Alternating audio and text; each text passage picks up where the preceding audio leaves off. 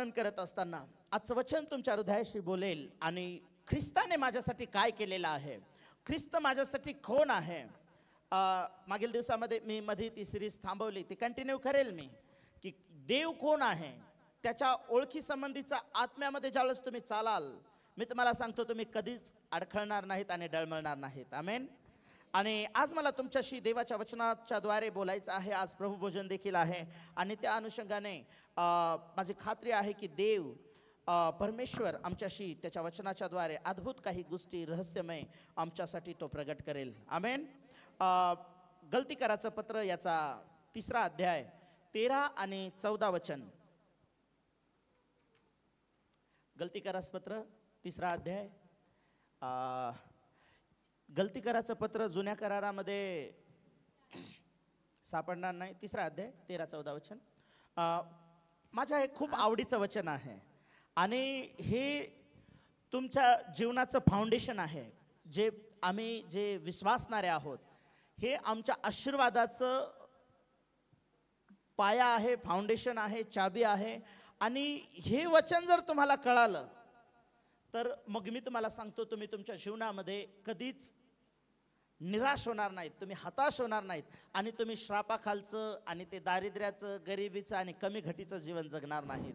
ज्यावेळेस तुम्ही देवाच्या वचनाला समजून घेता आणि त्या वचनानुसार तुम्ही ॲक्शन घ्यायला लागता, त्यावेळेस जे वचनात आहे ते तुमच्या जीवनात घडायला लागतं. आमेन.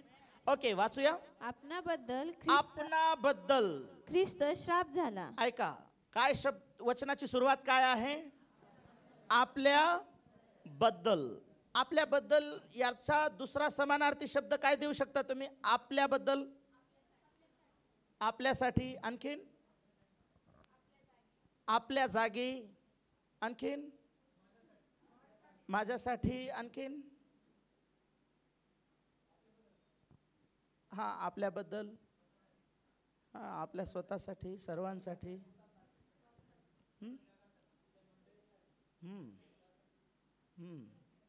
आणखीन आणखीन गुड गुड माझ्यासाठी. हां हालेलुया. माझ्याबद्दल, माझ्याबद्दल, माझ्यासाठी तुम्ही बरोबर सांगितलं. पण माझ्या बदल्यामध्ये, माझ्या बदल्यामध्ये, हालेलुया, माझ्याबद्दल म्हणजे माझ्या बदलीमध्ये म्हणजे माझ्या जागी, माझ्यासाठी, जे जिथे मी असावं, मी जिथं पाहिजे होतो तिथे ख्रिस्त माझ्या जागी उभा राहिला. जे माझ्यासोबत व्हायला पाहिजे होतं ते ख्रिस्तानं स्वतःवर घेतलं. आणि इथे लिहिलं आपल्याबद्दल. पुढे आपणाबद्दल, आपणाबद्दल ख्रिस्त शाप झाला. येशू ख्रिस्त शाप झाला, श्रापित झाला नाही. हालेलुया. येशू ख्रिस्त श्रापित झाला. बरेच लोक प्रार्थनेमध्ये वचन हे वापरताना म्हणतात पण येशू ख्रिस्त आमच्यासाठी श्रापित झाला. नाही नाही, तो श्रापित नाही झाला, तो श्राप बनला, शाप. आणि कोणासाठी? माझ्याबद्दल येशू ख्रिस्त शाप झाला, शाप झाला आणि त्याने आपणाला नियमशास्त्राच्या शापापासून खंडणी भरून सोडविले. हालेलुया. म्हणजे जिथे खंडणी माझी जायला पाहिजे होती, जिथे मी बलिदान व्हायला पाहिजे होतं, जिथं मी मरायला पाहिजे होतं, जी शिक्षा माझ्यावर यायला पाहिजे होती, कारण चूक मी केलेली होती. हालेलुया. पण बायबल आम्हाला सांगतं, बाळा आवाज हॉलला पाहिजे तेवढाच ठेव माझा, कारण ऑलरेडीच मोठा आवाज आहे. जिथे मी मरायला पाहिजे, मी जायला पाहिजे, त्या ठिकाणामध्ये येशू गेला. हालेलुया. बाहेरचा आवाज मोठा ठेवा, बाहेरचा म्हणजे ऑनलाईनचा. मागच्या आठवड्यातला आवाज तुम्ही खूप कमी ठेवलेला आहे. इथे लोकांना असाही जातो, बाहेरचा मेंटेन करा. ओके. तर ज्या गोष्टी माझ्यासाठी होत्या त्या येशूने घेतल्या आणि ज्या येशूच्या होत्या त्याने मला दिल्या. हालेलुया. Praise the Lord. कोणी आहे का हो असं जे माझा आहे तो घेईल आणि त्याचं मला देईल? हां, पैसे सांगा. तुमचं घर बळकवायचं असेल तर सांगा. तुमचा बंगला घेऊन तुम्हाला झोपडी नक्की देईल तो. पण येशूने स्वर्ग त्यागला आणि तुम्हाला दिला. येशू नीतिमान असताना येशू म्हणाला, तुमच्यापैकी कोण मला दोषी ठरवू शकतं? ज्यावेळेस त्या पापी स्त्रीला सगळे लोक दगडमार करायला आले होते, येशू म्हणाला, जर कोणी तुमच्यापैकी पाप केलं नसेल तर अगोदर या स्त्रीला तुम्ही धोंडमार करा, दगडमार करा. सगळेजण निघून गेले. एकच व्यक्ती तिथं उभा होता, तो म्हणजे येशू ख्रिस्त. हालेलुया. आणि येशूला कोणी दोष लावू शकलं नाही. येशू निर्दोष निष्कलंक होता. पण तो, मी निर्दोष नव्हतो, मी निष्कलंक नव्हतो, मी पापी होतो, मी सगळ्या चुकीच्या गोष्टीमध्ये होतो, पण येशू माझ्यासाठी श्राप झाला आणि मला माझी खंडणी त्याने भरून दिली आणि मला त्याने सोडवलं. कशातून सोडवलं? परत वाचा ते वचन. कशा? खंडणी भरून. आपणाबद्दल हा. ख्रिस्त शाप झाला, खंडणी भरून. तिथून पुढे खंडणी भरून सोडविले. हा. जो कोणी झाडावर टांगलेला आहे, त्याच्यावरच खंडणी भरून आपणा- नियमशास्त्राच्या शापापासून. कशापासून सोडवलंय आम्हाला? बोला, नियमशास्त्राच्या शापापासून. नियमशास्त्र कोणाच्या द्वारे आलं? योहान सुवर्तमान 1 अध्याय 17 वचनामध्ये काय लिहिलेलं आहे? तिथे लिहिलं की नियमशास्त्र मोशेच्या द्वारे आलं आणि कृपा आणि शांती येशू ख्रिस्ताच्या द्वारे आली. हालेलुया. आणि नियमशास्त्राचा विचार तुम्ही जसं देवाचं वचन तुम्ही पुढे ऐकाल की मेन फोकस या वचनाकडे लक्ष द्या की माझ्याबद्दल येशू श्राप झाला, त्याने माझी खंडणी भरली आणि मी ज्या शापाखाली होतो. कोणत्या शापाखाली होतो? इथे कोणत्या शापांबद्दल बोललेलं आहे? नियमशास्त्राच्या शापाखाली. नियमशास्त्राचा शाप कोणता आहे? जर नियमशास्त्रातल्या गोष्टी, जर नियमशास्त्रातल्या आज्ञा, जर नियमशास्त्रातले नियम जर एखादा व्यक्ती पाळत नाही तर देवाचं वचन असं सांगतं, देवाच्या नियमानुसार जर त्याने नियम तोडला. ते लोक का आले होते योहानाच्या 8व्या अध्यायामध्ये त्या स्त्रीला दगडमार करायला? कारण ते नियम पाळणारे लोक होते. नाही, पाळणारे नव्हते, नियम तोडणाऱ्यांना मारणारे होते. हालेलुया. आणि हे कुठं सापडत नव्हते. हे त्या मांजरीसारखं जीवन जगायचे. मांजर डोळे झाकून दूध पिते ना, तिला सगळे पाहत असतात. तिला वाटतं मला कोणीच पाहत नाही, पण देवाचे नेत्र सर्वत्र आहेत. बरं आणि वाईट सगळ्या गोष्टी ते बारकाईने पाहत असतात. आणि ते येशूला म्हणाले होते की मोशेच्या नियमशास्त्रात आम्हाला सांगितलंय, जर कोणी व्यभिचार करताना सापडला तर नियमशास्त्र काय सांगतं? सापडला तर दगडमार करायचा, नाही सापडला तर. हालेलुया. बायबलमध्ये लिहिलं, चोरी करायची, खोटं बोलायचं, खोटी साक्ष द्यायची, माझ्या व्यतिरिक्त म्हणजे देवाच्या व्यतिरिक्त कोणापुढे नमन करायचं. आणि ह्या ज्या 10 आज्ञा आहेत आणि नियम पुष्कळ आहेत. जे सुरुवातीचे जे 5 पुस्तकं आहेत, उत्पत्तीच्या पुस्तकामध्ये देखील नियम देवानं तिथं दिले नव्हते. निर्गमच्या पुस्तकापासून परमेश्वराने नियम दिले. ज्यावेळेस इस्रायल लोक मिस्र देशातून बाहेर आले, पहिले त्यांना 10 आज्ञा दिल्या. 10 आज्ञाच्या नंतर त्यांना नियम दिले. काही आध्यात्मिक जीवनाबद्दल होते, काही सामाजिक जीवनाबद्दल होते, काही नित्यमूल्यांबद्दल होते. जसं की विवाह करायचा तर कोणासोबत केला पाहिजे, नातं पण कुठलं निवडलं पाहिजे, ह्या सगळ्या गोष्टी देवानं एक नियमावली लावून दिली. आणि जर त्या नियमावलीचा जर अभ्यास केला तर बायबल आम्हाला सांगतं, नियमशास्त्राच्या द्वारे कोणीही नीतिमान ठरू शकत नाही. आणि देवाच्या दृष्टिकोनातून जर आम्ही पाहिलं, किती लोक असे म्हणतात, माझा बाप्तिस्मा झाल्यापासून मी कधीच खोटं बोललो नाही. हात वर करा. कधीच खोटं नाही बोलले. पाटील अंकल सगळ्यात अगोदर स्वर्गात जाणार आहेत. हालेलुया. सगळ्यात अगोदर म्हणजे पूर्ण आयुष्य जगून जाणार आहेत. हां, ओके. तर आम्ही कुठे ना कुठे आम्ही जर स्वतःचा अभ्यास केला ना, कारण एक वेळा येशू ख्रिस्ताला ते म्हणाले की तुम्ही आम्ही व्यभिचाराची संतती नाहीये, आम्ही अब्रामाचे मुलं आहोत, आमच्या ठाई पाप नाहीये. त्यावेळेस येशू म्हणाला, तुमच्या ठाई पाप नाही असं तुम्ही म्हणालात, तुम्हाला पापाची जाणीव आहे म्हणून तुम्ही दोषी ठराल. हालेलुया. पण देवाच्या लोकांनो, जर नियमशास्त्रानुसार जर आम्ही स्वतःला डायग्राम मध्ये जर टाकलं, तर एकही यहुदी आणि एकही अधर्मी जो नवीन विश्वासणारा आहे नियमशास्त्राच्या नियमावलीमध्ये बसत नाही. म्हणून येशू ख्रिस्ताने आपल्या शिकवणीमध्ये शिकवताना 2 आज्ञा दिल्या. तू आपला देव परमेश्वर याचवर पूर्ण मनाने, पूर्ण जीवाने, पूर्ण शक्तीने प्रेम कर. तशीच दुसरी आज्ञा ही आहे, आपल्यावर तशी आपल्या शेजाऱ्यावर प्रीती कर. कारण या 2 आज्ञांवर संदेष्टे ग्रंथ व नियमशास्त्र उभारलेले आहेत. हालेलुया. जर ह्या 2 आज्ञा तुम्ही पाळल्या तर काय काय पाळलं तुम्ही? संदेष्टांचे सगळे ग्रंथ आणि सगळं नियमशास्त्र. Praise the Lord. हालेलुया. पण येशूने आम्हाला त्यापासून सोडवलं का माहितीये?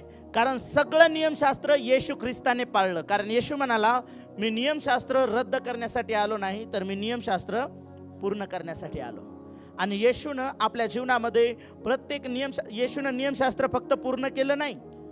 कारण जुन्या करारात नियमशास्त्रात काय सांगितलं होतं? जर कोणी एखाद्या स्त्रीकडे काम वासनेने पाहिल तर त्याने काय केलेलं आहे? आपल्या मनामध्ये व्यभिचार केलेला आहे. पण येशू ख्रिस्त नाही, जुन्या करारात म्हटलं की जर व्यभिचार करताना पकडला तर व्यभिचारी ठरल्या जाईल. परंतु येशूने त्याच्या पलीकडे जाऊन काय सांगितलं?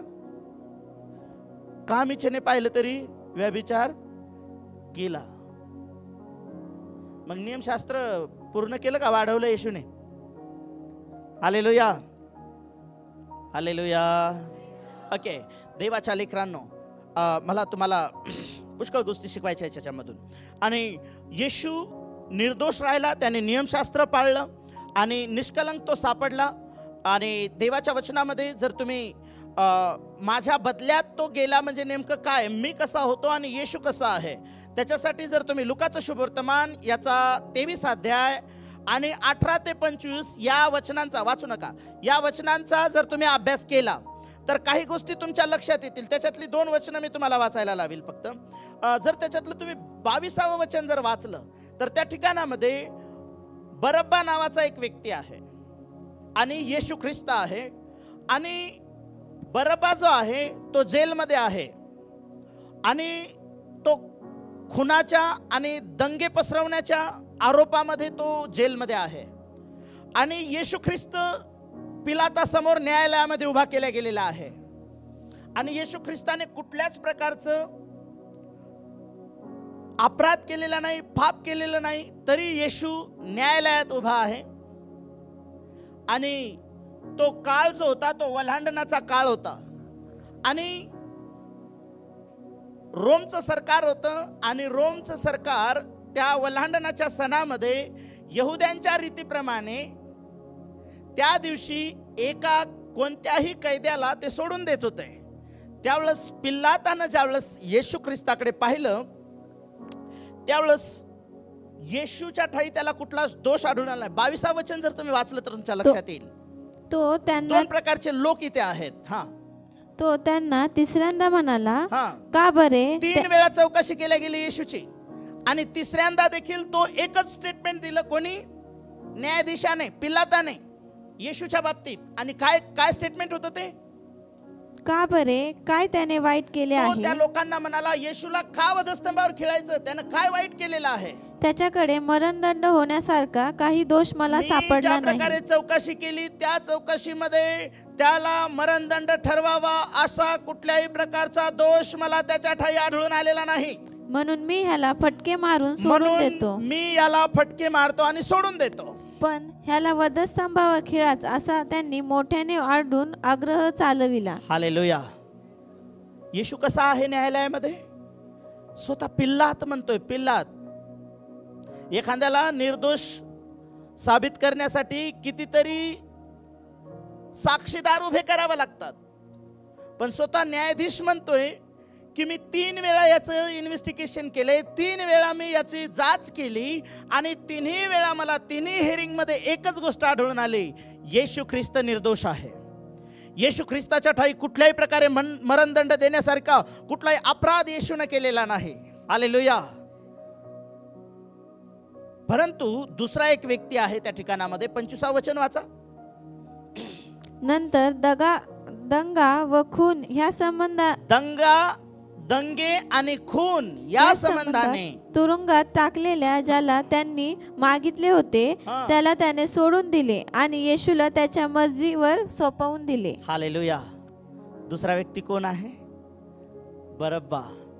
तो जेलमध्ये आहे, त्याच्यावरचे आरोप सिद्ध झालेले आहेत, तो शिक्षा भोगत आहे, शिक्षा होऊन चुकलेली आहे त्याला. आता त्याचा न्याय नाही व्हायचा आहे, न्याय होऊन चुकलेला आहे, तो सजा भोगत आहे.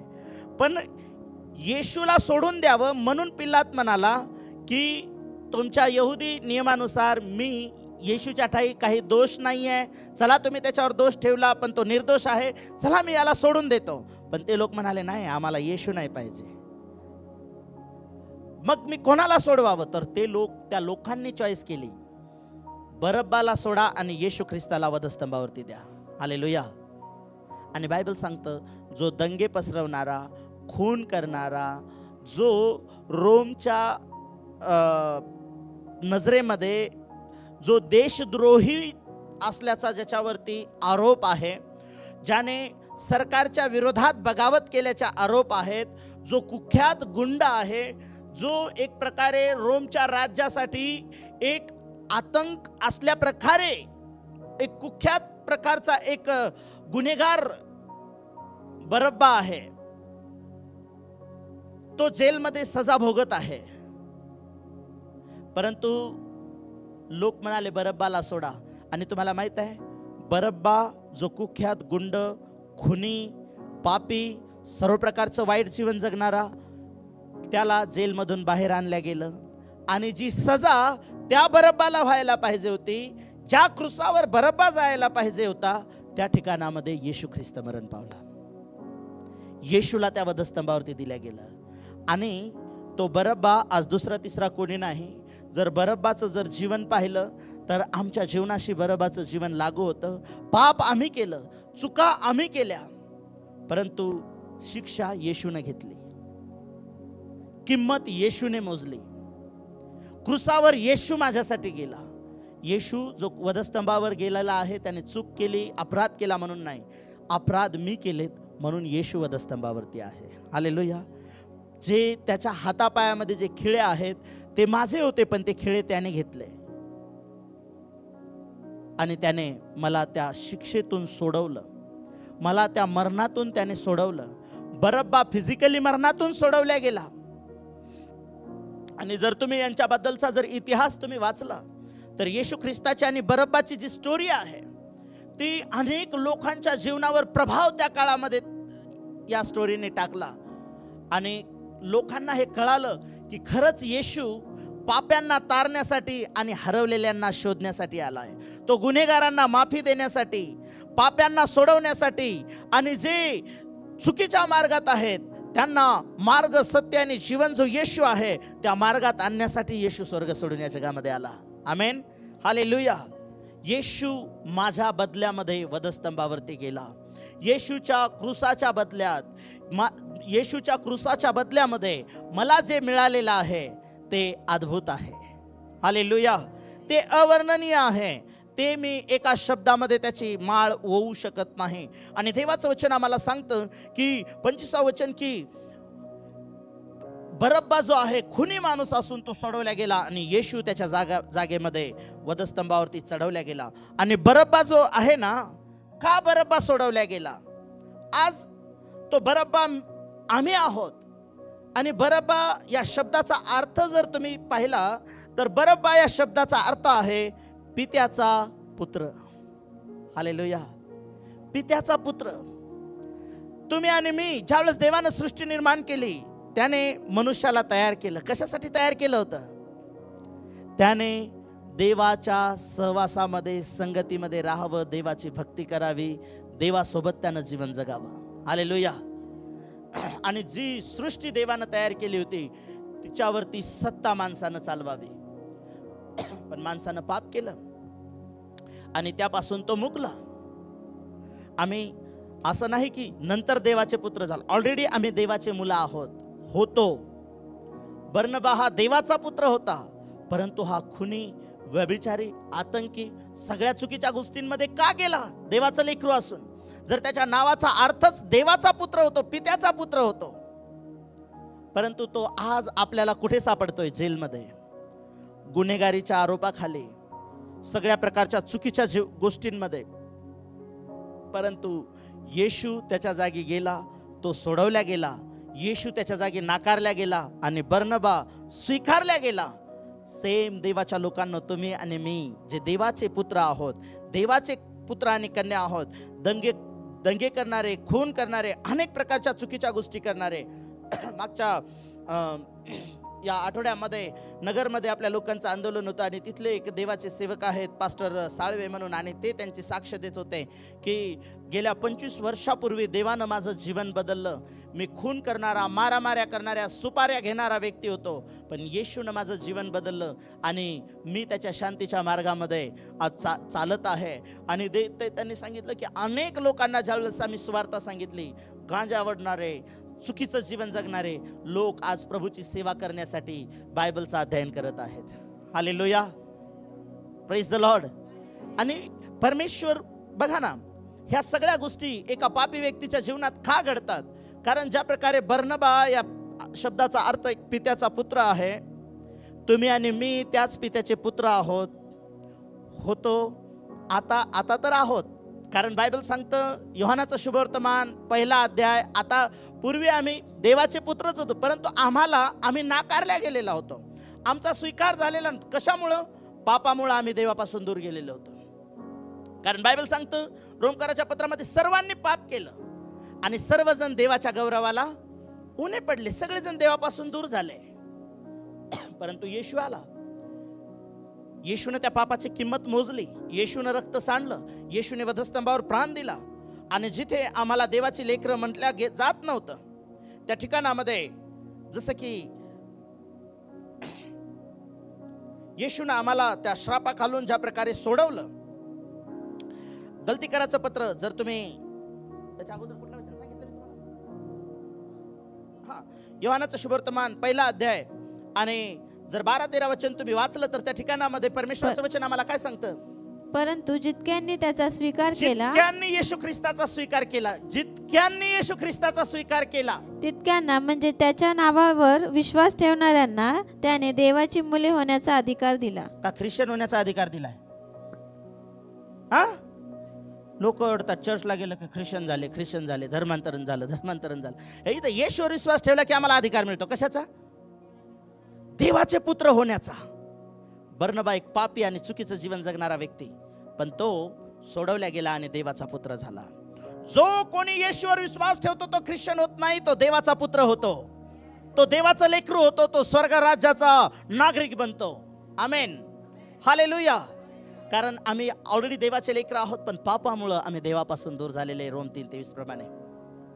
परंतु येशू आला, आम्ही त्याच्यावर विश्वास ठेवला आणि आता आम्हाला अधिकार मिळाला. पुन्हा पाप आम्हाला अधिकार देत नव्हतं देवाकडे जाण्याचा. पाप आम्हाला अधिकार देत नव्हतं येशूला त्या देवाच्या जवळीकतेमध्ये जाण्याचा. म्हणून आडभिंत होती परमपवित्र स्थानामध्ये आणि पवित्र स्थानामध्ये. पण जसाही येशू ख्रिस्ताने वधस्तंभावरती प्राण सोडला, येशू म्हणाला, हे बाबा, माझा आत्मा मी तुझ्या हातामध्ये सोपवतो. आणि येशूने आपला प्राण सोडला. आणि बायबल सांगतं की परमपवित्र स्थानाला आणि पवित्र स्थानाला दुभागणारा जो पडदा होता तो वरपासून खालपर्यंत फाटला. आणि जो पूर्वी जुन्या करारामध्ये जो निवास मंडप होता, तो मंडप आता तुम्ही आणि मी आहोत. पूर्वी देव त्या मंडपात राहत होता, आता तुम्ही देवाचं मंदिर आहात 1 कोरिन्थी 3:16 प्रमाणे. आणि त्याचा आत्मा, त्याची उपस्थिती, तो आता तुमच्या आणि माझ्यामध्ये राहतो. हालेलुया. आम्हाला वधस्तंभाच्या बदल्यात काय मिळालं? येशू आमच्या बदल्यात वधस्तंभावर गेला. त्या बदल्यात आम्हाला काय मिळालं? आम्ही देवापासून दूर गेलेले आणि नाकारलेले होतो. आता परमेश्वराने आम्हाला जवळ केलं आणि त्याने आमच्यामध्ये वस्ती केली. आम्हाला पुन्हा देवाची मुलं होण्याचा अधिकार मिळाला येशूवर विश्वास ठेवल्याच्या द्वारे. हालेलुया. म्हणून देवाच्या लोकांनो, ख्रिस्ताने आम्हाला सोडवलंय. आम्हाला कशा प्रकारे? गलती करायचं पत्र जर तुम्ही वाचलं तर त्या ठिकाणामध्ये 3 ते 7 वचन जर तुम्ही वाचलं, गलती करायचं पत्र 4 अध्याय आणि 3 ते 7, तसे आपणही बाळ होतो तेव्हा जगातील प्राथमिक शिक्षणाच्या दास्यात होतो. परंतु काळाची पूर्णता झाली तेव्हा देवाने आपल्या पुत्राला पाठवले. तो स्त्रीपासून जन्मलेला, नियमशास्त्राधीन जन्मलेला असा तो होता. यात उद्देश हा होता की जे नियमशास्त्राधीन होते त्यांना त्याने खंडणी भरून सोडवावे आणि आपल्याला पुत्राचा हक्क मिळावा. तुम्ही पुत्र आहात म्हणून देवाने आबा बापा अशी हाक मारणाऱ्या आपल्या पुत्राच्या आत्म्याला तुमच्या अंतःकरणात पाठवले. हालेलुया. तुम्हाला फक्त वधस्तंभाच्या द्वारे फक्त पुत्र होण्याचा अधिकार नाही दिला, तुमच्यामध्ये त्याने एक आत्मा पाठवला. तो म्हणाला होता जाताना, मी जातो हे तुमच्या हिताचे आहे. मी जातो आणि तुम्हाला अनाथ नाही सोडणार. मी जरी गेलो तरी मी एक सत्याचा कैवारी मी तुमच्यासाठी पाठवेल. जो पवित्र आत्मा आहे तो कोणाचा आत्मा आहे? हॅलो, इथं लिहिलंय कोणाचा आत्मा आहे? त्याच्या पुत्राचा आत्मा. पुत्राचा आत्मा. तुमचा मुलगा तुम्हाला काय म्हणतो? इकडच्यांना विचारलं, इकडच्यांना पप्पा थोडी म्हणतो. बाबा, बा, हा, पप्पा. पप्पा नंतर झाले. हे डॅडी पप्पा हे आहेत ना, लोक पापी होत गेले, नंतर पप्पा होत गेले. ओके, याचा इतिहास असा नाही पप्पा शब्दाचा, जस्ट लावला.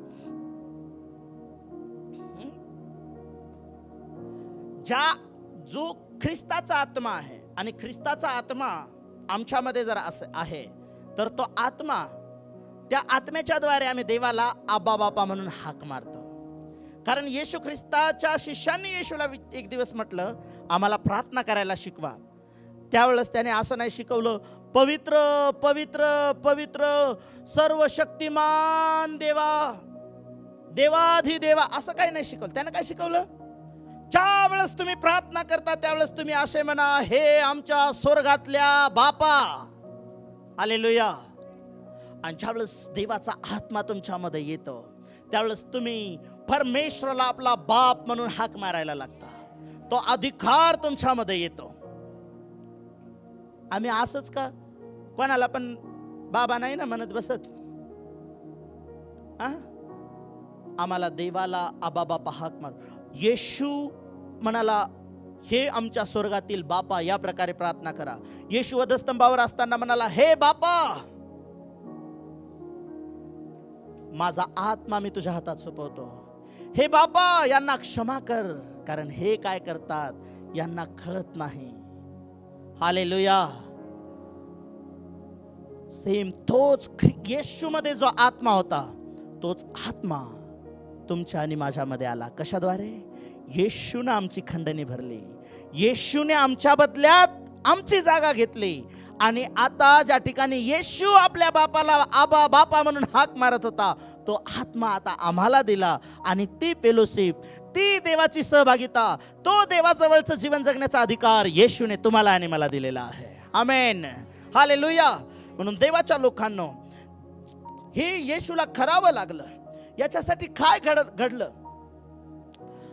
बायबल आम्हाला सांगतं, गलती 3:13 तुम्ही परत जर वाचलं तर त्या ठिकाणामध्ये देवाचं वचन आम्हाला सांगतं, आपल्याबद्दल येशू ख्रिस्त शाप झाला आणि त्याने आपणाला नियमशास्त्राच्या शापापासून खंडणी भरून आम्हाला सोडवलं.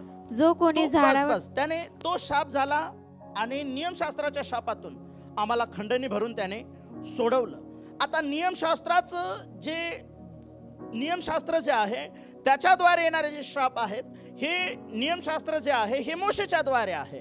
आणि मोशेचं नियमशास्त्र पाळणारे जर ते पूर्णपणे पाळू शकत नाहीत, त्याच्यातली एक आज्ञा जरी मोडली, याकोब म्हणतो, जर योहान त्याच्या पत्रामध्ये म्हणतो की जर तुम्ही एक आज्ञा मोडण्यामध्ये, जर तुम्ही एक आज्ञा पाळू शकत नाही, एक आज्ञा जर मोडली तर तुम्ही सगळ्या आज्ञा मोडल्याच्या बरोबरीच ते आहे. याचा अर्थ आम्ही नियमशास्त्र पाळण्यास कोणीच समर्थ नाही. हालेलुया. आणि म्हणून येशू ख्रिस्त गलती 4:4 प्रमाणे ना, 4:3-7 या वचनात सांगितल्याप्रमाणे तो स्त्रीच्या द्वारे नियमशास्त्राधीन जन्मला. नियमशास्त्र त्याने पूर्ण केलं. आणि या ठिकाणामध्ये जसं देवाचं वचन सांगतं की तो आता शाप झाला आम्हाला खंडणी भरून सोडवण्यासाठी. तो क्रुसावरती गेला. मोशेच्या द्वारे जे नियमशास्त्र आलं ते पाळण्यासाठी ज्या प्रकारे कोणीच समर्थ नाही. आणि म्हणून जर नियमशास्त्र तुटले तर ते सगळे लोक कशाखाली आले? शापाखाली आलेत. आणि जे ऑलरेडी नियमशास्त्राच्या अधीन होते, आणि तुम्ही आणि मी, आम्हाला नियमशास्त्रच नव्हतं, कारण आम्ही यहुदी धर्मातल्या 12 गोत्रांपैकी कोणत्याच गोत्रातले नाहीत. जर नियमशास्त्राच्या द्वारे जर आमचा नंबर तिथं नाही, पण त्यांनी स्वार्थ नाकारली म्हणून प्रेषित अन्य जातीच्या लोकांकडे वळले. आणि अन्य जातीच्या लोकांनी येशूचा आनंदाने स्वीकार केला.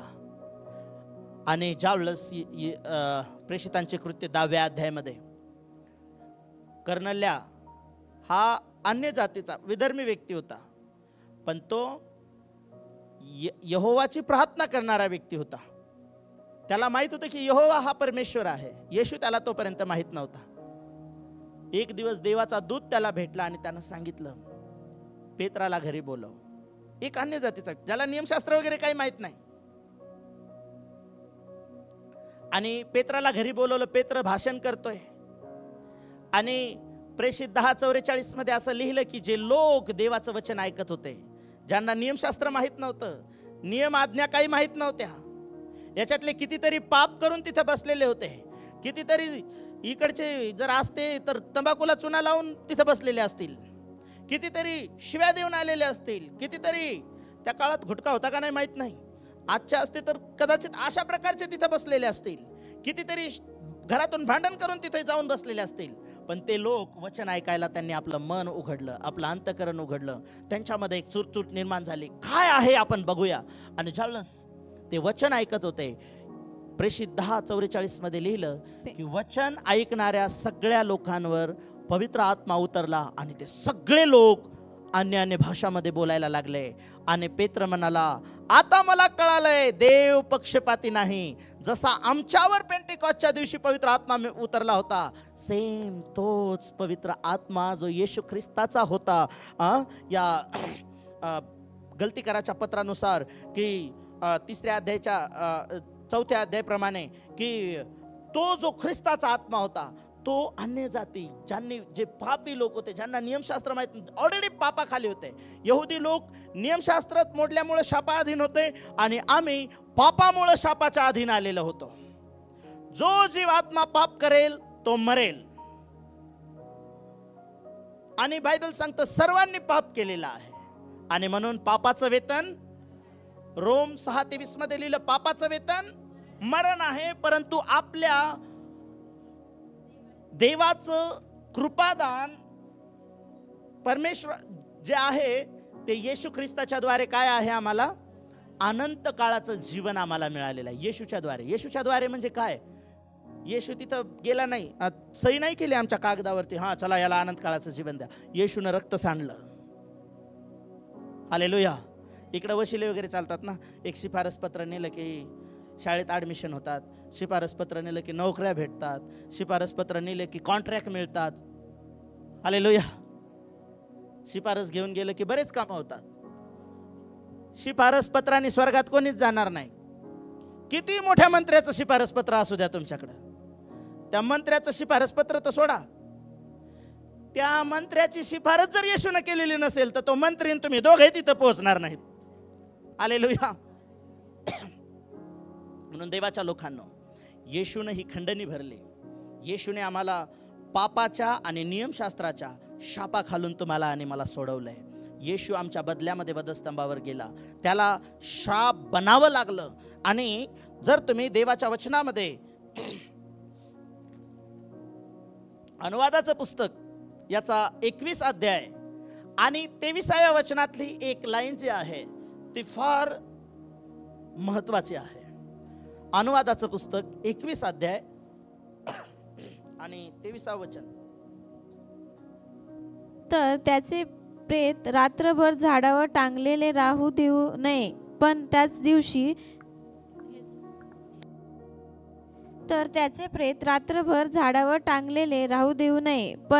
दिवशी त्याला अवश्य पुरावे, कारण टांगलेल्या मनुष्यावर देवाचा शाप असतो. तुझा देव परमेश्वर तुला वतन म्हणून देत आहे, तो देश विटाळू नको. हालेलुया. लक्ष द्या याच्यातल्या वचनाकडे. काय लिहिलंय इथं माहिती आहे? जो कोणी झाडावर टांगलेला आहे त्याच्यावर काय आहे? त्याच्यावर काय आहे? कोणाचा? देवाचा शाप असतो. आता जो हे अनुवादाच्या पुस्तकातलं झाड हा शब्द जो वापरलेला आहे, झाड ऍक्च्युली जुन्या करारामध्ये अनेक राजांना फाशी दिल्या गेली, अनेक लोकांना ज्यावेळेस मारल्या जायचं त्यांना झाडावर लटकवल्या जायचं, फाशी दिल्या जायची. परंतु जो कोणी झाडावर, झाड हे वधस्तंभाचं प्रतीक आहे. झाड हे वधस्तंभाचं प्रतिनिधित्व करतं. आणि जो कोणी झाडावर टांगलेला आहे, याला हिंदी बाइबलमध्ये, हिंदी बाइबल है का कोणाकडं? जो कोई काट पर लटकाया गया है वह शापित है, त्याच्यावर देवाचा शाप आहे. आणि बायबल आम्हाला सांगतं की आता वधस्तंभावर जो खिळलेला आहे तो येशू आहे.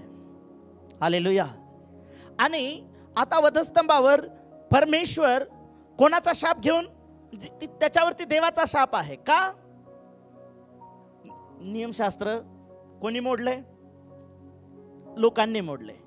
ते सगळे शाप येशूवर लादले गेले. आणि म्हणून येशू ख्रिस्त वधस्तंभावर जाण्याच्या अगोदर येशू काय म्हणाला माहित आहे? मी एकटा कधीच नाही, माझा बाप माझ्या बरोबर आहे. आणि ज्यावेळेस येशू क्रुसावर आहे त्यावेळेस येशू काय म्हणाला माहित आहे? माझ्या बापा, माझ्या बापा, माझ्या देवा, माझ्या देवा, तू माझा त्याग का केलास? म्हणजे देवानं आपलं तोंड फिरवून घेतलं होतं येशूकडून. का माहित आहे का? त्याचं रिझन काय आहे? येशयाचं पुस्तक 53 अध्याय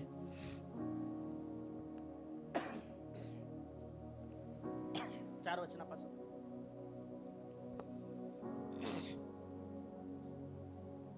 मिळालं का? येशयाचं पुस्तक. खरोखर आमचे व्याधी त्याने आपल्यावर घेतले. खरोखर त्याने आमचे व्याधी आपणावर घेतले. आमचे क्लेश त्याने वाहिले. आमचे क्लेश त्याने वाहिले. तरी त्यास ताडण केलेले. तरी त्याला ताडण केलेले. देवाने त्यावर प्रहार केलेला. देवानं त्यावर प्रहार केला. व त्याला पिडलेले. आणि त्याला पिडलं. असे आम्ही त्याला लेखिले. असं आम्ही त्याला लेखलं.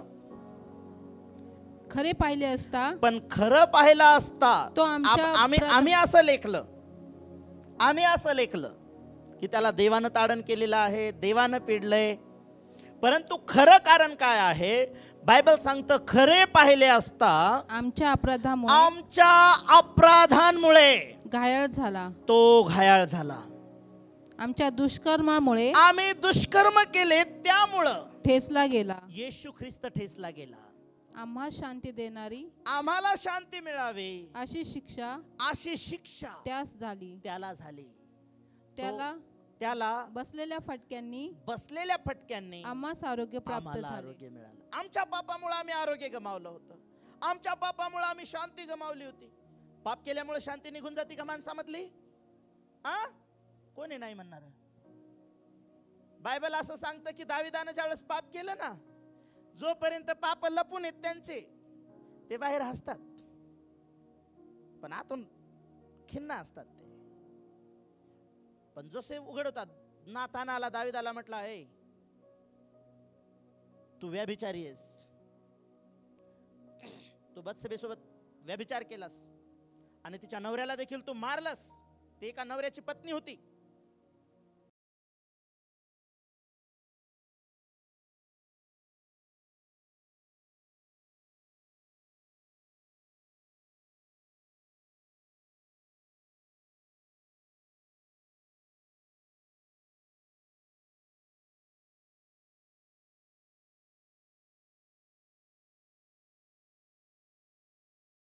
ना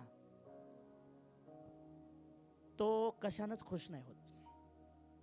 ज्या दिवशी तो पश्चाताप करतो आणि देवाला म्हणतो, देवा मी पापी आहे, आता मला नाही पापात राहायचं, मला बाहेर यायचंय, त्यावेळेस दावीद म्हणाला, देवा तारणाचा आनंद मला पुन्हा दे. तो म्हणाला, नाही मला राजपदाचा आनंद दे, मला पैशाचा आनंद दे, मला सोन्या चांदीचा आनंद दे, एखादं घर घेतल्याचा आनंद दे.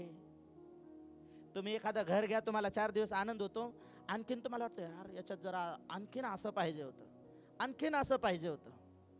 तुम्ही संतुष्ट कधी नसणार. पण ज्यावेळेस तुमचं तारण होतं, देवाचा आत्मा तुमच्यामध्ये राहायला येतो, त्यावेळेस तो आनंद तुम्ही जगता, जो आनंद या जगातल्या कोट्यावधी रुपयाने तुम्हाला मिळू शकत नाही. तो ख्रिस्ताचा आनंद आहे, तो तारणाचा आनंद आहे, तो पापाच्या क्षमेचा आनंद आहे, तो स्वर्गात जाण्याचा आनंद आहे, आता देवाचं लेकरू झाल्याचा तो आनंद आहे. आमेन, हालेलुया. आम्हाला शांती देणारी शिक्षा त्याला झाली.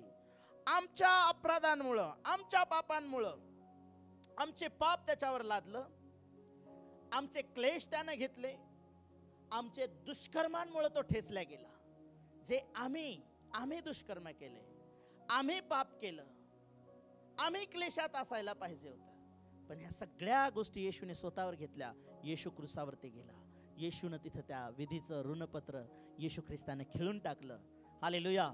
आणि नियमशास्त्राच्या आणि पापाच्या सत्तेखालून येशूने तुम्हाला आणि मला खड्ड्याने भरून सोडवलं. आमेन, हालेलुया. म्हणून येशू जसं अनुवादाच्या पुस्तकामध्ये लिहिलं की जो झाडावर टांगलेला आहे त्याच्यावर देवाचा शाप आहे, आणि येशूनं तो सगळा शाप आपल्यावर घेतला. येशू त्या क्रूसावरती लटकवल्या गेला, त्या ठिकाणामध्ये त्याला टांगल्या गेलं, खिळे ठोकण्यात आले आणि आम्हाला सोडवलं. आणि येशूनं काही पाप केलं म्हणून देवानं त्याच्यावरती श्राप लादले नाही.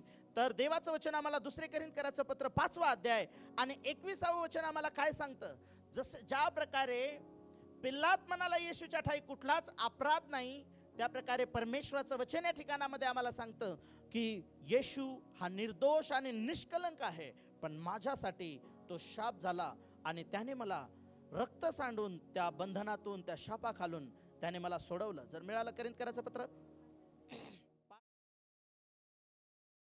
ठाऊक नव्हते, ज्याला पाप ठाऊक नव्हते, ठाऊकच नाही काय असतं त्याची चवते, त्याला त्याने तुमच्या आमच्या करिता हॅलो पाप असे ऐका केले. काय लिहिलं इथं, ज्याला पाप ठाऊक नव्हते, ज्याला पाप ठाऊक नव्हते त्याला, कोणासाठी, कोणासाठी, तुमच्या आमच्यासाठी.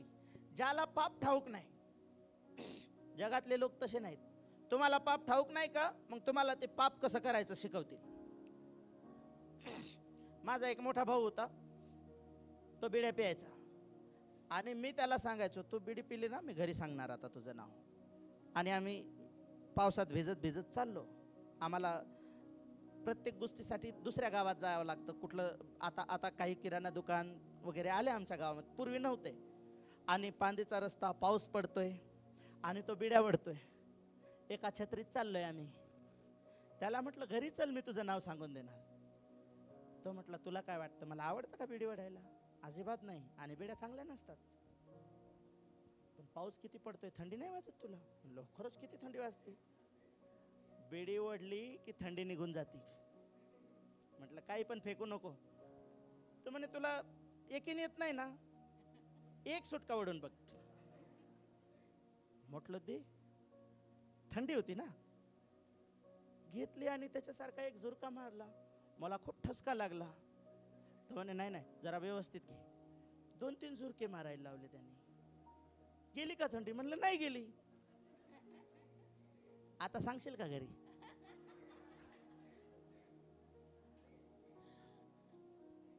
त्याच्यानंतर आम्ही दोघं सोबतच.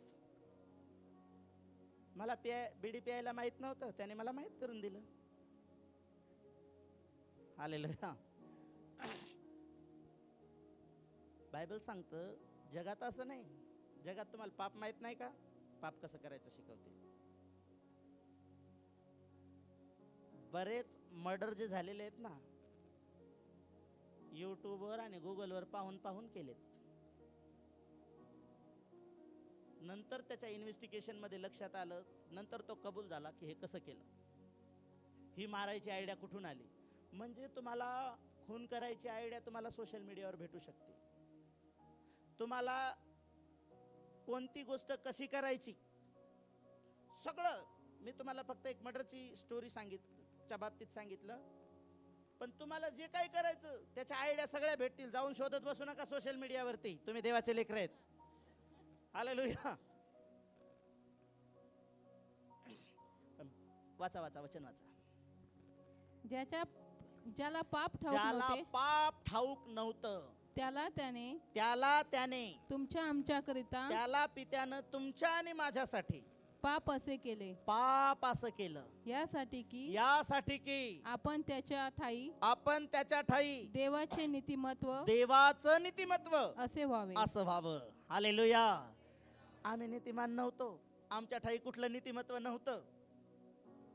स्तोत्रामध्ये बायबल सांगतं की देवानं ज्यावेळेला भूतलाकडे अवलोकन केलं आणि त्याने पाहिलं कोणी नीतिमान आहे का, कोणी धार्मिक आहे का, तर बायबल आम्हाला सांगतं की देवाला एक देखील नीतिमान आणि धार्मिक सापडला नाही. हालेलुया. सर्व पापाच्या अधीन झालेले आढळले. फक्त एक व्यक्ती होता, येशू ख्रिस्त, ज्याला पाप माहित नव्हतं. इथं कोणी आहे का ज्याला पाप माहित नाही? हात नका वर करू. तो तुमच्या माझ्यासाठी देवानं त्याला पाप केलं. का? त्याला पाप असं गणलं आणि त्याचं जे नीतिमत्व होतं, आमचं पाप घेतलं आणि कोणाला दिलं? येशूवर लादलं. आणि येशूचं जे नीतिमत्व होतं ते घेतलं आणि जे तुम्ही आणि मी पापी होतो ते तुम्हाला आणि मला दिलं. हालेलुया. येशू आमच्यासाठी शाप झाला. आमच्या बदल्यात त्यानं जे केलं ना, त्याच्या बदल्यात आम्हाला जे मिळालं ते अद्भुत आहे. हालेलुया. ते तुम्ही 40 दिवस उपास केल्याने भेटत नाही तुम्हाला. तुम्ही 4 तास प्रार्थना केल्याने तुम्हाला भेटत नाही. धार्मिकता ख्रिस्ताची आहे, ते तुमची आणि माझी नाही. हालेलुया. आणि म्हणून देवाचं वचन आम्हाला सांगतं की येशू यशाया 53 प्रमाणे आम्हाला ते नीतिमत्व मिळावं म्हणून आमचे पाप, आमचे क्लेश, आमचे व्याधी, आमचे दुष्कर्म त्याने स्वतःवर घेतले आणि क्रूसाच्या द्वारे आमच्या सोबत आदला बदल केल्या गेली. म्हणून रोमकराचं पत्र याचा 1 अध्याय आणि रोमकराचं पत्र याचा 8वा अध्याय आणि 1 आणि 2 वचन जर तुम्ही वाचलं की ज्या प्रकारे ज्याला पाप ठाऊक नव्हतं, क्रूसाच्या द्वारे त्यानं जी आदला बदल केली, आमच्यासाठी तो श्राप झाला आणि त्यामधून आम्हाला खंडणी भरून त्याने सोडवलं. आणि देवाचं वचन आम्हाला सांगतं की 8वा अध्याय आणि 1 आणि 2 वचन, म्हणून ख्रिस्त येशूमध्ये असलेल्या दंडाज्ञा नाही. आता तुम्हाला तो ऑलरेडी तो शाप झाला, तो आमचं पाप त्याच्यावर लादलं. आम्हाला आता नीतिमत्व दिल्या गेलेलं आहे. देवाच्या लोकांनो, आम्हाला ख्रिस्ताचं नीतिमत्व मिळालेलं आहे. तुम्ही असे बसले, ते काय असतं ते असू द्या काय हरकत नाही. तुम्हाला कळत आहे तुम्हाला काय मिळालंय? हे जर मिळालं नसतं ना, फ्री मध्ये नरकात जावं लागलं असतं, फ्री मध्ये.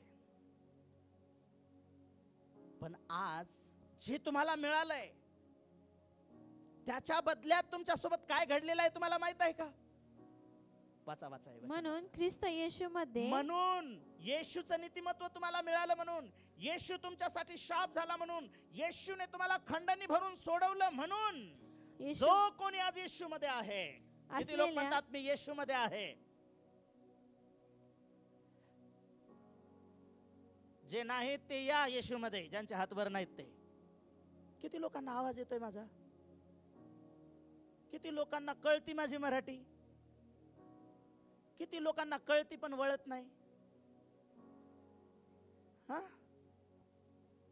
ऐका, वाचा म्हणून ख्रिस्त येशूमध्ये म्हणून ख्रिस्त येशूमध्ये. म्हणून या वचनाची सुरुवात कशी आहे? म्हणून. म्हणून म्हणजे यानं असं केलं म्हणून, असं झालं म्हणून, हा?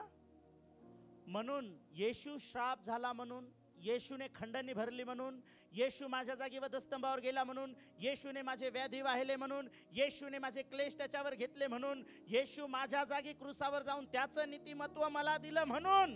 देवाचं वचन सांगतं म्हणून येशूमध्ये असलेल्यांना येशू ख्रिस्तामध्ये असलेल्यांना दंड आज्ञा नाही, दंड आज्ञा नाही. कारण कारण ख्रिस्त येशूमधील ख्रिस्त येशूमध्ये जीवनाच्या आत्म्याचा जीवनाच्या आत्म्याचा जो नियम त्याने तुला पाप व मरण ह्याच्या नियमापासून त्याने मुक्त केले तुला आहे. पाप आणि मरण याच्या नियमापासून मुक्त केले आहे. Hallelujah, praise the Lord. काय झालेलं आहे? येशू आमच्या जागी वधस्तंभावर गेला म्हणजे नेमकं काय घडलं? त्याने तुम्हाला एका नियमापासून सोडवलं. तो कोणता नियम आहे?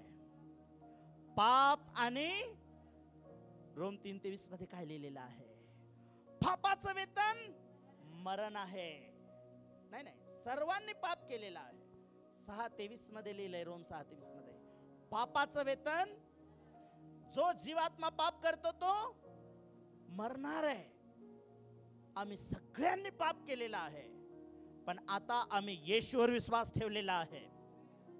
आणि आता आम्ही धार्मिक आणि नीतिमान नाही आहे. आम्ही येशूची धार्मिकता आम्हाला दिल्या गेलेली आहे. हालेलुया. आज जसं ही रियालिटी अशी आहे की रियालिटीमध्ये मी फक्त एक शर्ट माझ्याकडे असलेला मी एक व्यक्ती आहे, पण हा जसा एक कोट माझा नाही आहे आणि माझी लायकी नाही कोट घालण्याची, आणि रियालिटीमध्ये पण नाही आहे. माझा एक मित्र आहे, तो मला कधी कधी फोन लावतो. तो मला म्हणतो, कसं वाटतं तुला? तू एक दिवस बाभळीच्या झाडाखाली बसलेला असायचा दुपारी, आणि तिथून तुझी बकरी दूर गेली की तिथून जोरात त्या बकरीचं नाव घेऊन तिला हाकलायचा, नाहीच आली तर पळत पळत जायचा आणि ती बकरी वळून आणायचा. आता तुला कसं वाटतं? मी त्याला सांगितलं, मला दाविदासारखं वाटतं. मी मेंढरांच्या मागे फिरणारा, परंतु तिथून त्याने मला उचललं आणि मला त्याच्या लोकांचा अधिपती बनण्याची कृपा दिली. हालेलुया. ही येशूची कृपा आणि अनुग्रह आहे. येशू माझ्या जागी गेला आणि त्याने मला त्याच्या धार्मिकतेचा कोट दिला, त्याच्या धार्मिकतेचे वस्त्र दिले. आणि म्हणून जरी पाप मी केलेलं होतं आणि ते पाप मला सांगत होतं की तू नरकात जाणार आहे, तो मरणार आहे, आता मला येशूची धार्मिकता काय सांगते? आता येशूमध्ये मला श्युअरिटी काय आहे? डोंट वरी, काळजी करायचं काम नाही. आता पाप आणि मरण यांचा जो नियम आहे, म्हणजे पाप करशील, मरण तुझ्यावर सत्ता चालवणार. परंतु बायबल आम्हाला सांगता, अरे मरणा, आता तुझी नांगी कुठे आहे? येशू ख्रिस्ताने मरणाची नांगी ठेचून टाकलेली आहे आणि तुम्हाला आणि मला मरण आणि पाप याच्या नियमातून येशूने तुम्हाला आणि मला सोडवलेला आहे. आमेन, हालेलुया. आणि म्हणून देवाच्या लोकांनो, आणि हे जे येशूला करावं लागलं, आणखीन एक वचन वाचा, इफिसकराचं पत्र 1 अध्याय आणि 7 वचन. हे जे या ज्या नियमातून तुम्ही सोडवला गेलात, याच्यासाठी येशूला जे करावं लागलं ते फार कष्टदायी आहे. इफिस 1:7. त्याच्या कृपेच्या समृद्धीप्रमाणे त्या प्रियकराच्या ठाई त्याच्या रक्ताच्या द्वारे खंडणी तुमची जी खंडणी आहे ना, ते असं नाही ते पिक्चर मध्ये पाहता गुंड लोक किडनॅप करतात, 5 लाख की खंडणी दे दो नहीं तो इसको मार डालूंगा, आणि 5-10 लाखाची खंडणी, करोड रुपयाची खंडणी कदाचित लोक देत असतील. कशाबद्दल? आपल्या जीवाबद्दल. पण बायबल सांगतं की मनुष्य आपल्या भावाच्या जीवाबद्दल, कोणताच माणूस या जगामध्ये खंडणी देऊ शकत नाही पापापासून सोडवण्यासाठी. पण त्या प्रियकराच्या ठाई, त्या प्रियकराच्या द्वारे, तो प्रियकर कोण आहे? हॅलो मंडळी, तुमचा प्रियकर कोण आहे? किती लोक म्हणतात माझा प्रियकर येशू आहे. प्रियकराला इंग्लिश मध्ये काय म्हणतात? Lover, Who is your lover? Say Jesus. ज्यांचा ज्यांचा खरंच येशू ख्रिस्त प्रियकर आहे ते म्हणा हालेलुया. ज्यांचा खरा खरा आहे ते दोन्ही हात उंच करून बोला हालेलुया. ज्यांचे हात खाली असतील ते घोटाळ्यात पडतील. हालेलुया. ओके. त्या प्रियकराच्या ठाई परत वाच बाळा. त्या प्रियकराच्या ठाई त्याच्या कृपेच्या त्याच्या समृद्धीप्रमाणे कृपेच्या समृद्धीप्रमाणे त्या प्रियकराच्या ठाई त्या प्रियकराच्या ठाई त्याच्या रक्ताच्या द्वारे त्याच्या रक्ताच्या द्वारे तो असा प्रियकर आहे ना. त्या प्रियकराने माहितीये या जगातले प्रियकर आहे ना थोडीशी नसबीस कापतात आणि त्याने बदामाचं चित्र काढतात. आम्हाला पूर्वी पत्र व्यवहार असायचा आणि त्या पत्र व्यवहाराच्या शेवटी जर मित्राला वगैरे पत्र लिहिलं ना खाली एक डायलॉग असायचा. मी खूप लिहायचो ते पत्रामध्ये. लिखा है खून से इसे शाही मत समजना. आणि किती लबाडी होती ना ती. पत्र लिहिलेलं शाहीनीच असायचं. या जगातले प्रियकर असेच आहेत भामटे सगळे. हालेलुया. परंतु माझा प्रियकर स्वर्गामध्ये आहे ज्याचं नाव येशू आहे आणि त्यानं त्या प्रियकरानं क्रूसावर रक्त सांडून त्याचं प्रेम त्यानं माझ्यावर प्रगट केलेलं आहे.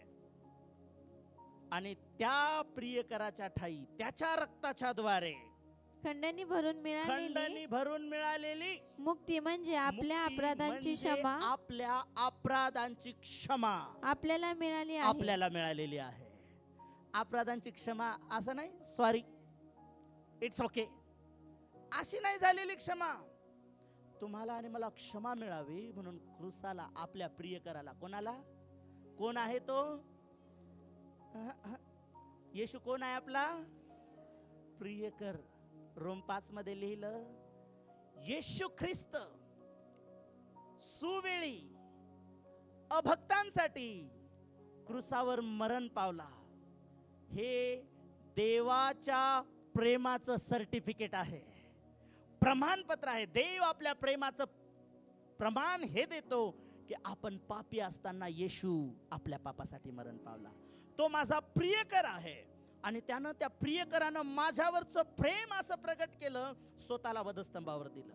स्वतःचं रक्त सांडलं आणि त्या रक्ताच्या द्वारे खंडणी भरली आणि त्याच्याद्वारे तुम्हाला आणि मला जे दिलं ते माझ्या पापांची क्षमा आहे. हालेलुया. हालेलुया. आणि म्हणून आज माझ्यासाठी देवाचं वचन जे काही बोलत आहे 1 पेत्र याचा 2रा अध्याय आणि 24वे वचन. त्यानं जे हे आमच्या पापाची क्षमा दिली, जे रक्ताचं खंडणी भरून त्यानं जे दिले आणि त्यानं देहामध्ये ह्या सगळ्या स्वतःच्या शरीरामध्ये येशू या सगळ्या यातना भोगत होता. हे सगळ्या पेन तो आपल्या शरीरामध्ये सहन करत होता कारण त्याचं तुमच्यावर आणि माझ्यावर असलेलं प्रेम त्याला हे करायला भाग पाडत होतं. त्याने स्वतः तुमची आमची पापे त्याने स्वतः तुमचं माझं पाप स्वदेही वाहून स्वतःच्या शरीरावर वाहिलं. खांबावर नेलं. यासाठी की आपण पापाला मेलेले होऊन तुम्ही पापाला मेलेले होऊन सदाचरणासाठी आता चांगल्या कृत्यांसाठी सदाचरणासाठी जगावे. आता तुम्ही ख्रिस्तासाठी जगावं म्हणून. त्याला हालेलुया. बसलेल्या माराने बस हालेलुया. त्यानं स्वदेही ह्या गोष्टी केल्या. आजकालचे देहावर तुमच्यासाठी जास्तीत जास्त किती वेदना सहन करू शकतात माहितीये का? जेवढ्या टॅटूच्या वेदना होतात ना, जेवढ्या हातावर नाव गोंदण्याच्या वेदना होतात ना, त्याच्यातलं पण एकच नाव तुमच्या नावाचं पहिलं अक्षर लिहितील. कशामुळे माहितीये? तुमच्यावरचं प्रेम प्रदर्शित करण्यासाठी. तेवढ्याच वेदना सहन करू शकतात ते. हालेलुया. पण ख्रिस्तानं जे वेदना सहन केल्या ना, यशाया 53 मध्ये लिहिलं जमीन नांगरावी तशी त्याची पाठ नांगरण्यात आली. जमीन नांगरावी तशी.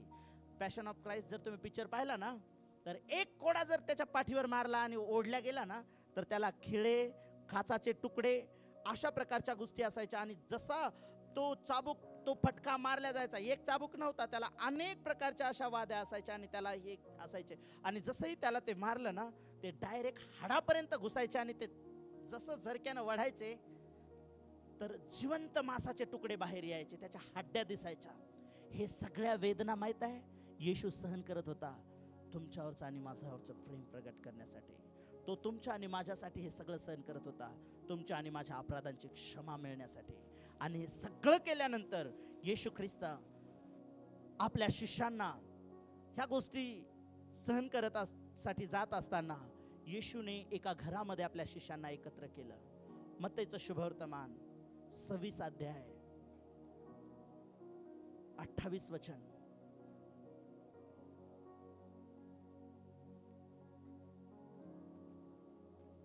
सव्वीस 28.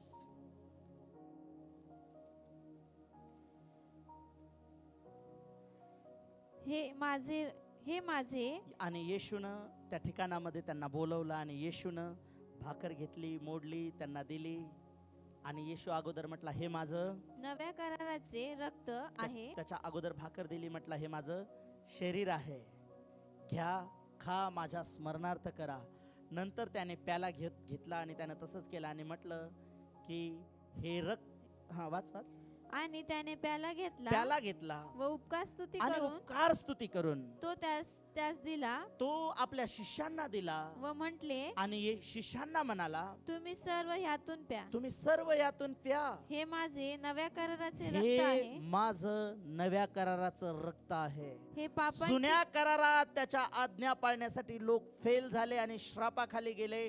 नवीन करारात आम्ही दुष्कर्मी आणि पापाच्या अधीन होतो, पापाचं वेतन आमच्यासाठी मरण होतं. पण त्या लोकांसाठी येशूनं त्यांना जवळ घेतलं, बोलवलं, त्यांना शिष्य बनवलं, त्यांनी येशूवर विश्वास ठेवला आणि त्यांच्यासाठी त्यांनी ज्यावेळेस बाप्तिस्मा घेतला तर ते येशू सोबत आहेत. आणि येशू त्यांना म्हणत आहे की हे रक्त, हे जे माझं रक्त आहे, हे पापांची क्षमा नव्या कराराचं रक्त आहे. आणि हे रक्त जे मी सांडलेलं आहे हे कशासाठी आहे? हे पापांची क्षमा होण्यासाठी, हे रक्त पापांची क्षमा होण्यासाठी पुष्कळांकरिता ओतले जात आहे. पुष्कळांसाठी ओतल्या जात आहे. Hallelujah, hallelujah. आणि या रक्ताच्या द्वारे येशूने मंडळीला विकत घेतलं. तुमचं आणि माझं जे मोल आहे ते येशूचं रक्त आहे. तुमच्या आणि माझ्या बदल्यात जी खंडणी दिल्या गेली ते येशू ख्रिस्ताचं बलिदान आहे. म्हणून देवाच्या लोकांनो, या रात्रीच्या समय आपल्या जागेवरती आपण उठून उभं राहूया. आणि जसं गलतीकाराचं पत्र 3 अध्याय की येशू ख्रिस्त